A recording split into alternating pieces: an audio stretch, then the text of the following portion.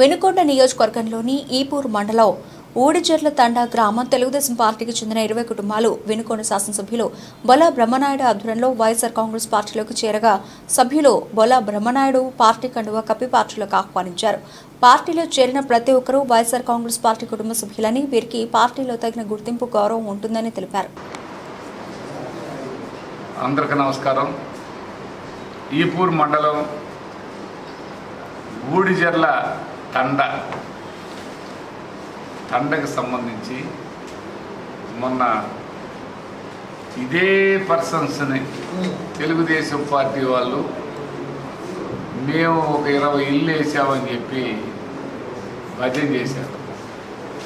ఎంత ఇలా ఎలా ఉంటుందంటే, ఇప్పుడు వాళ్ళు మళ్ళా మేమేదో వాళ్ళు కిట్టిస్తామని మేము పోతే మాకు కండవలు వేశారండి, మేము ఆ పార్టీ అనేది మేము ఎప్పుడు ఆ పార్టీ ముఖం చూసేవాళ్ళం కాదు అని వాళ్ళంతటా వాళ్ళే వచ్చి ఆ ఊరి పెద్దలను తీసుకొని మా పార్టీ నాయకులను తీసుకొని సేమ్ టు సేమ్ మేము ఊడిచెర్ల తండా అని చెక్కబయలు చేశారు చూడు, వాళ్ళు ఇలా వేసుకొని మేము పార్టీలో చేర్చుకున్నామని ఈ తిక్కల మాటలు చెప్పడం తప్ప నిజమైన మాట కానీ, నిజంగా మాట్లాడటం కానీ, వాస్తవాలు మాట్లాడటం కానీ ఆ తెలుగుదేశం పార్టీ నాయకులకి అది నిజమంటే ఏంటో తెలియదు.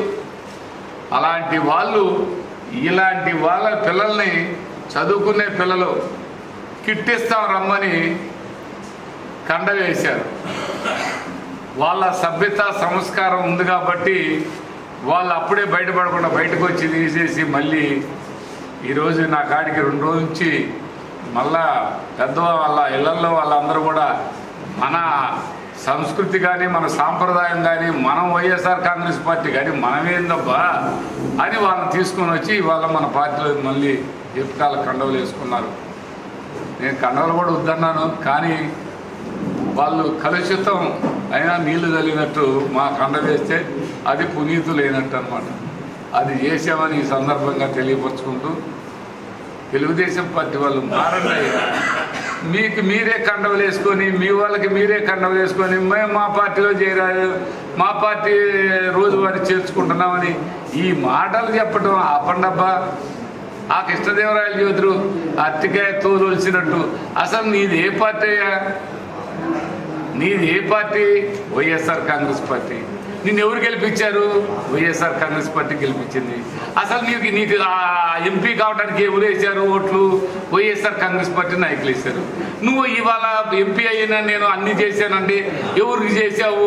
మా ఓట్లతో, మా నాయకులతో, మా ప్యాన్ గుర్తు మీద ఓట్లు వేసుకొని మా ముఖ్యమంత్రి గారి దయతో మీరు ఎంపీ అయ్యి ఇవాళ నేను చేశాను ఏమిటండి మీరు చేసింది?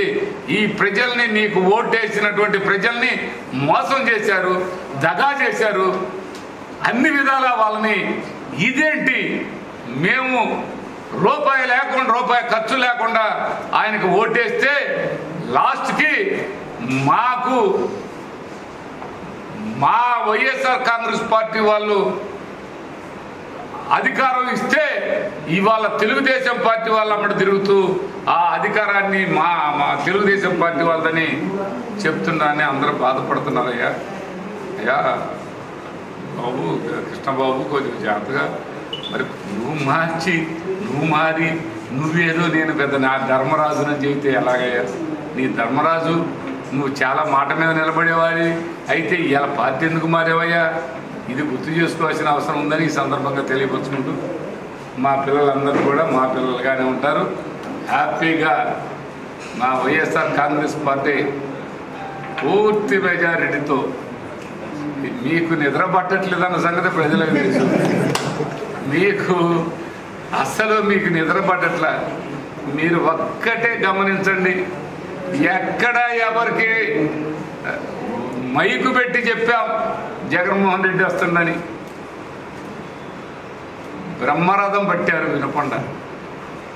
వేల మంది తండోపతండాలుగా వచ్చినటువంటి జన సందోహం అది చూడగానే